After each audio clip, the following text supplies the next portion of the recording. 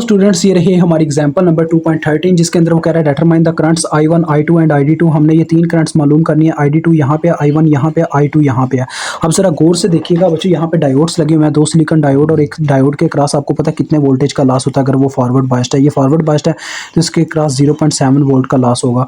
अगर मैं यहाँ पे देखें ये ग्राउंड का टर्मिनल लगा हुआ है, तो अगर मैं यहाँ पे नोड्स को डिफाइन करूँ तो ये सबसे पहले मेरा नोड है। नोड एक ऐसा पॉइंट होता है जहाँ पे एक से ज़्यादा चीज़ों की वायर अटैच होती है। अब यहाँ पे तीन चीज़ों की वायर अटैच है, दो डायोड्स और एक रेजिस्टर की, तो ये मेरा पहला नोड है। यहाँ पे मेरे पास वोल्टेज है V1 के नाम से, मैं यहाँ पे इसका वोल्टेज ले लेता हूँ और ये किसके बराबर होंगे, डायरेक्ट 0.7 के, क्योंकि ये देखें ये पॉजिटिव टर्मिनल इसकी तरफ और नेगेटिव टर्मिनल ग्राउंड की तरफ है, तो 0.7 के बराबर अपने पास V1 आ जाएंगे। ठीक है, यानी कि डायरेक्ट डायोड के वोल्टेज के बराबर ये वोल्टेज होंगे।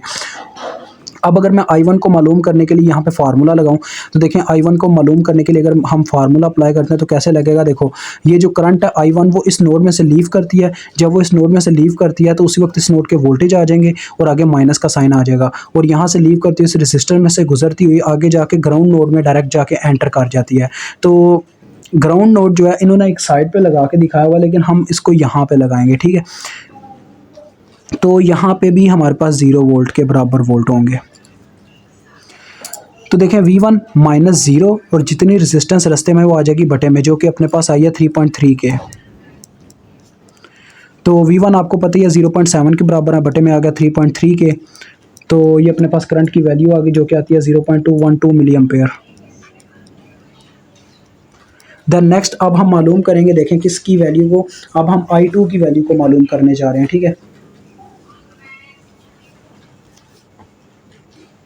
अब ये जो I2 करंट है इसको अगर देखा जाए ये करंट क्या कर रही है, ज़रा गौर से देखें। ये करंट इस तरह से फ्लो कर रही है ऐसे क्लॉकवाइज डायरेक्शन में। तो ये करती क्या, अगर लिविंग करंट फार्मूला ही इस पर भी अप्लाई किया जाए ना तो I2 को भी ऐसे ही यार मैं कहता हूँ चुटकियों में मालूम किया जा सकता है। ज़रा गौर कीजिएगा, ये जो करंट है इसके पॉजिटिव टर्मिनल में से लीव करते हैं, इस बैटरी में से लीव करते हैं, तो वही लिविंग करंट फार्मूला E-। आगे क्या करती है, ये जाके इस डायोड के वोल्टेज में एंटर करती है, जो कि आपको पता है इस तरह से ही होंगे प्लस माइनस।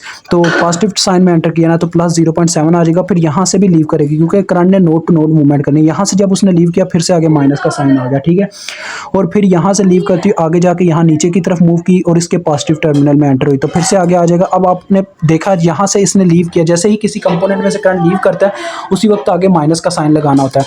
अब यहाँ पे पॉजिटिव टर्मिनल में एंटर किया तो फिर से आगे 0.7 प्लस में लिखे गए, लेकिन बाहर वाले माइनस ने उसको माइनस कर दिया। अब यहाँ से भी करंट लीव करेगा क्योंकि अभी नोड टू नोड मूवमेंट नहीं हुई, ये इस नोड से इस नोड में वापस आएगी।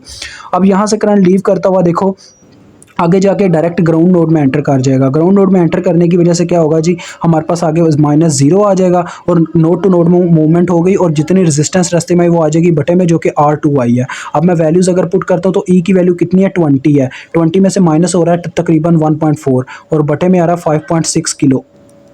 अब हम इसको सॉल्व करते हैं तो अपने पास कितना बनता है जी, अपने पास बनता है बच्चों 3.32 मिली एम्पेयर। अब देखें मुझे दो करंट्स की वैल्यू का पता है। ये मेरे पास एक नोड है जिसके अंदर टोटल 3 करंट्स हैं। देखें एक ID2 है, एक I2 है, एक I1 है। तो मैं ID2 को कैसे मालूम नहीं कर सकता, इसके इर्द गिर्द देखें 3 वायर्स हैं, 3 में से 2 वायर्स की मुझे करंट का पता है, तो मैं इसके ऊपर KCL अप्लाई करूँगा।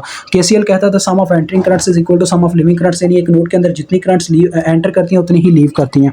तो इस नोड के अंदर देखें एक ही करंट एंटर कर रही है, ऐसे I2 आके इसके अंदर एंटर कर रही है तो वो आ गई एक साइड पे, बाकी दोनों लीव कर रही हैं। देखें ये भी बाहर जा रही है, ये भी ऐसे बाहर को जा रही है, तो इन दोनों का सम एक साइड पे आ जाएगा। और देखें फार्मूला यहीं पे मुझे ID2 का मिल गया। ID2 is equal to I2 minus I1 I2 minus I1 उधर जाके माइनस हो गया ना। वैल्यूज़ देखें अगर पुट करता हूँ तो क्या होगा, I2 की वैल्यू कितनी है 3.32 माइनस 0.212। तो इसको अगर हम सॉल्व करते हैं तो ID2 की वैल्यू आ जाएगी विच इज़ इक्वल टू, देखिए ID2 की जो मेरे पास वैल्यू आती है वो आती है 3.11 मिली एम्पेयर। और ये देखें कितना सिंपल क्वेश्चन था।